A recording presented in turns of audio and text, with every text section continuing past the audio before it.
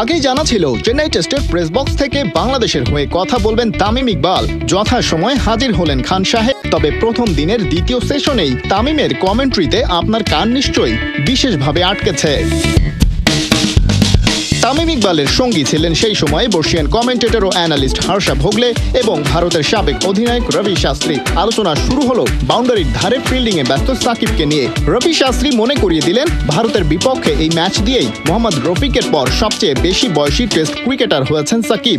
সেই সাথে তিনি টাইগার ক্রিকেটের বিগ ড্যাডিও, যে বেস্ট অলরাউন্ডার। তবে ৩৭ বছর ১৭৯ দিন বয়সী মিস্টার 75 এর সার্ভিস আর কত দিন পাবে বাংলাদেশ?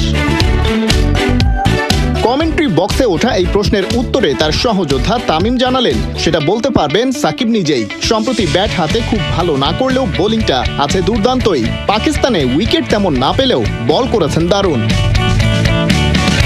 তার মানে সাকিবের বিদায় নেয়ার সময় এখনো আসেনি বলেই মনে করেন তামিম। বন্ধুর খেলা নিয়মিত ফলো করেন, এমনকি সেই লাইভ ম্যাচ বাংলাদেশে বসে দেখা না গেলেও। তামিম জানালেন ইংলিশ কাউন্টিতে সারের হয়ে যে ম্যাচটা সাকিব খেলেছেন সেখানেও বল করেছেন দুর্দান্ত।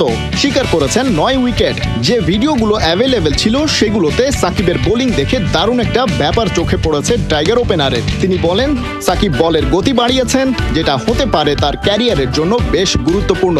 অন্তত তামিমের তাই অভিমত। বাংলাদেশের ক্রিকেটের পোস্টার বয় সাকিব। তার ক্যারিশমাতে দারুণ সব স্মৃতি পেয়েছে বাংলাদেশের ক্রিকেট। দেশের গণ্ডি পেরিয়ে হয়েছেন গ্লোবাল সুপারস্টার। ক্যারিয়ারের এই অন্তিম লগ্নেও সেরা পারফরমেন্সটাই দিয়ে চলেছেন। তার মেজাজ মর্জি যারা জানেন হয়তো বুঝবেন ক্রিকেটকে হঠাৎ একদিন বিদায় জানিয়ে দেবেন সবার সেরা থাকা অবস্থাতেই।